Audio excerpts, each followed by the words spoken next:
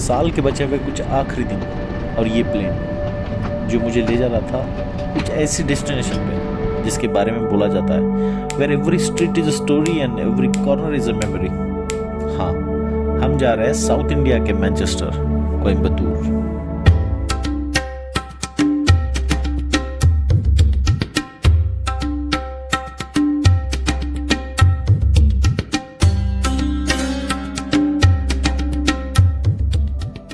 दो 2023 के कुछ आखिरी 3 दिन बचे हुए थे। 28 दिसंबर को एक कॉल आया, बोला मामा कोयम्बतूर चलोगे? मैंने बिना कुछ सोचे समझे हाँ बोल दिया। बाय द वे फोन मेरे जीजा का। अब उनका कोयम्बतूर जाने का पर्पस कुछ और था, लेकिन मेरा पर्पस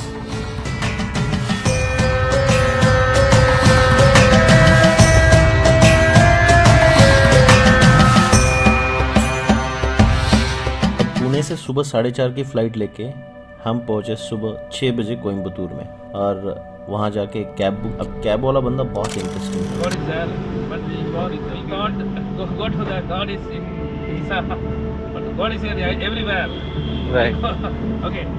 होटल के नजदीक पहुंचते ही हमने किया वहाँ का ऑथेंटिक ब्रेकफास्ट, इडली, मेंदू वड़ा, पोंगल राइस। उसके बाद जीजा जी अपने काम पे चले गए और मैं सीधा रूम में जाके सो गया। और फिर मेरी नींद खुली एक और कॉल के बाद। अभी मैं हो गया हूँ रेडी और अभी हम निकल रहे हैं आदि योगी ईशा फाउंडेशन के लिए, जो आदि योगी का स्टैचू है बड़ा सा। तो यहाँ से अभी हमें लेना है बस, जो कि लोकल ट्रांसपोर्ट है। और चलिए फिर। कुछ देर स्टॉप पे वेट करने के बाद एक बस मिली जो ईशा जाने वाले यात्रियों से पूरी तरह से भरी हुई थी। भरी हुई बस में सफ़र की शुरुआत कर दी और रास्ते के नज़ारे देखने लगा। अब बड़े बड़े नारियल के बाग, कल्चर से भरे हुए लोग और ये वेलनगिरी के पहाड़ों का नज़ारा। और ये फाइनली पहुंचे हम ईशा फाउंडेशन के दरबार में।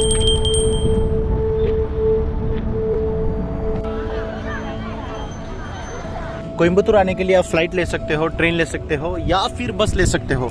ये वेल कनेक्टेड सिटी है दिल्ली, मुंबई, पुणे, कोलकाता ऐसी बड़ी बड़ी सिटी से।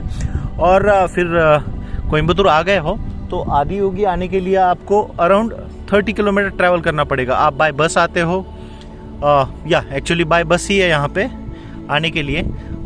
D14 करके एक बस चलती है जो कि अराउंड 40 रुपीज़ आपका फेयर लेती है यहाँ पहुँचने के लिए।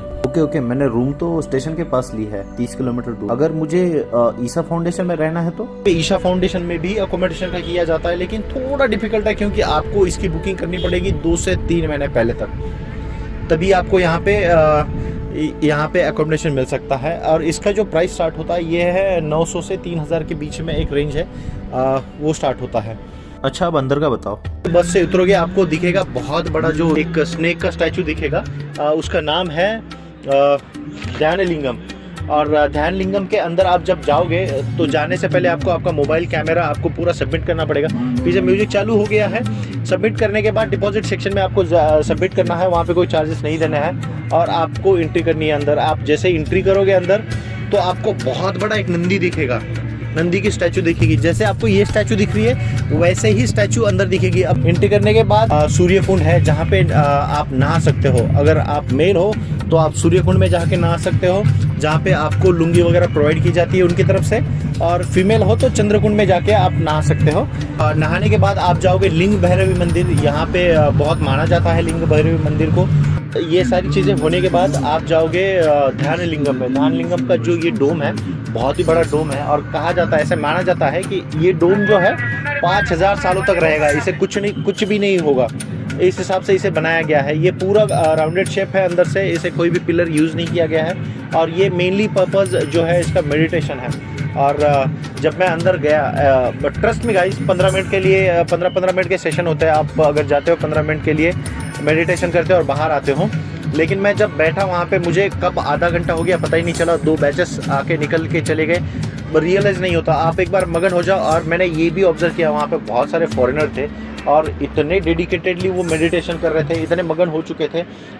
सो ये मेडिटेशन वगैरह करने के बाद आप अंदर खाना भी खा सकते हो। बहुत सात्विक आपको खाना मिलेगा, बेस्ट फूड मिलेगा, हमें नहीं किसी और को बोला जा रहा है। और जब खाना वगैरह खा के आप बाहर निकलोगे तो ये जो मेरे पीछे स्टैचू दिख रही है आपको, इसका नाम है आदि योगी, जो कि 400 से 500 मीटर दूर है, मैंने जैसे आपको बताया।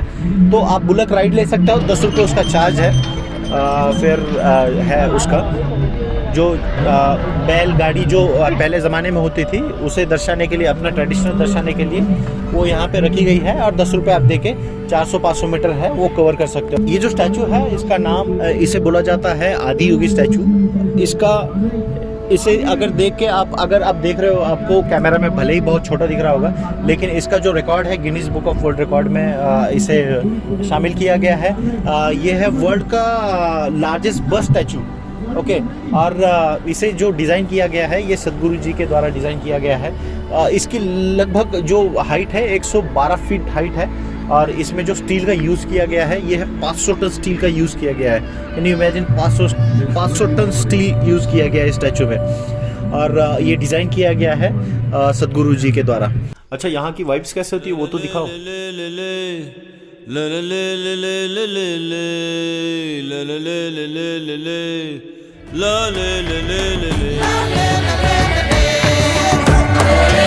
The magic of soil is it turns death into life.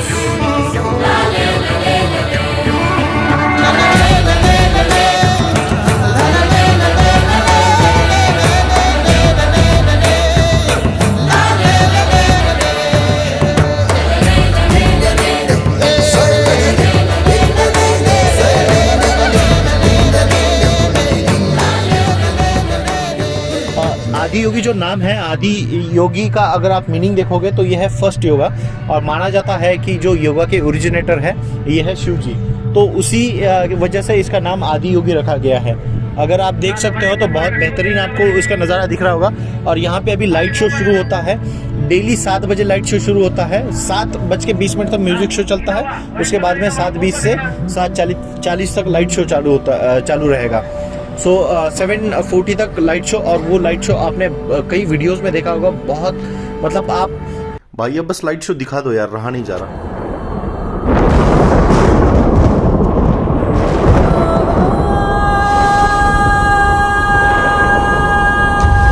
Over 15,000 years ago, a being appeared in the upper regions of Himalayas.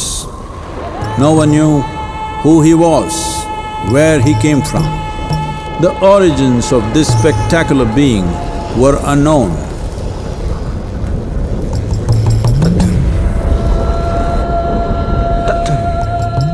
When his ecstasy allowed him some movement, he danced wildly.